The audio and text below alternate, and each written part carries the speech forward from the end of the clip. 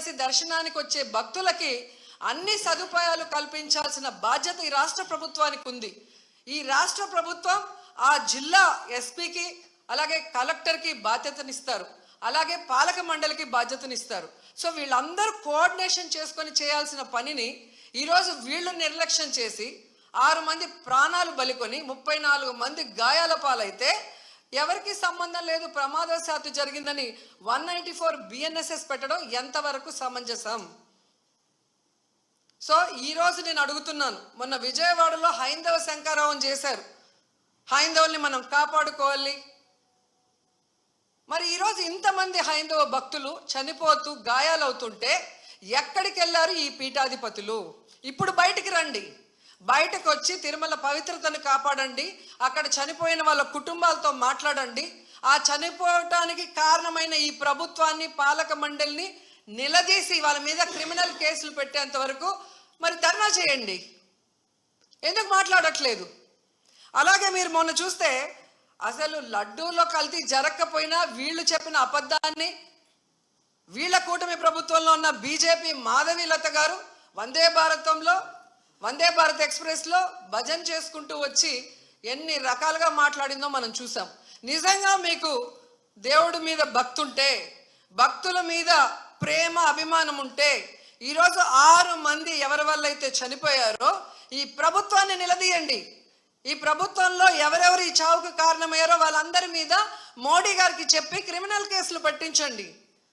అంతేగాని ఈరోజు మీరు పూసుకొని మీరు చేస్తే మాత్రం అది కరెక్టు, వేరే వాళ్ళు చేస్తే తప్పు అన్నట్టుగా దొంగ మాటలు చెప్తూ ఎవరి మీద దుమ్మెత్తి పోయాలనుకుంటే ప్రజలు అన్నీ గమనిస్తున్నారు.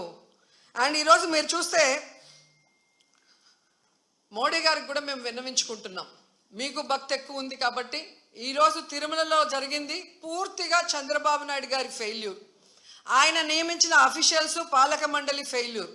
సో వీరందరి మీద విచారణ జరిపించి దీనికి ఎవరెవరి నిర్లక్ష్యం కారణమో వాళ్ళందరి మీద క్రిమినల్ కేసులు వేసి వీళ్ళందరినీ లోపల పెట్టాలి.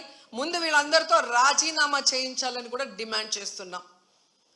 ఇక హోంమంత్రి గారు ఉన్నారు, ఎప్పుడు ప్రెస్ మీట్ పెట్టి ఎవరి మీద దుమ్మెత్తి పోద్దామా, ఎవరిని మాట్లాడదామా అనుకుంటున్నారే తప్ప వీళ్ళు వచ్చిన తర్వాత ఈ రాష్ట్రంలో లా అండ్ ఆర్డర్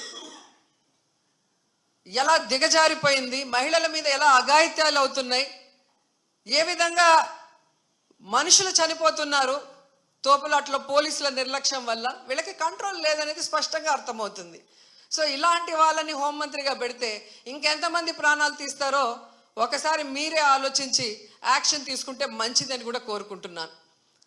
అండ్ మనకొక సనాతన యోధుడు తిరుపతిలో ఆయన డిక్లేర్ చేసుకున్నాడు, నేను సనాతన యోధుణ్ణి, హిందువుల పక్కన నిలబడుతున్నా, హిందువులకు ఏదైనా జరిగితే నేను ఊరుకోను అన్నాం. అదే తిరుపతిలో ఈరోజు 6 మందిని మీ కూటమి ప్రభుత్వం చంపేసింది. దీనికి మీరు ఏం ప్రాయశ్చిత్తం చేస్తారు? చంద్రబాబు నాయుడుతో రాజీనామా చేయిస్తారా? మీరు బాధ్యత తీసుకొని రాజీనామా చేస్తారా? లేదా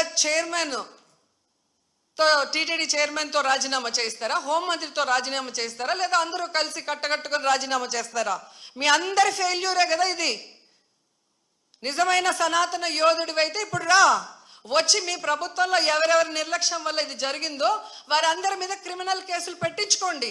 అంతేగాని ప్రమాదవశాత్తు జరిగిందని 194 BNSS పెట్టేసి చేతులు దులిపేసుకోవాలంటే మాత్రం వదిలే ప్రసక్తే లేదు అని కూడా ఈ సందర్భంగా తెలియజేసుకుంటున్నా.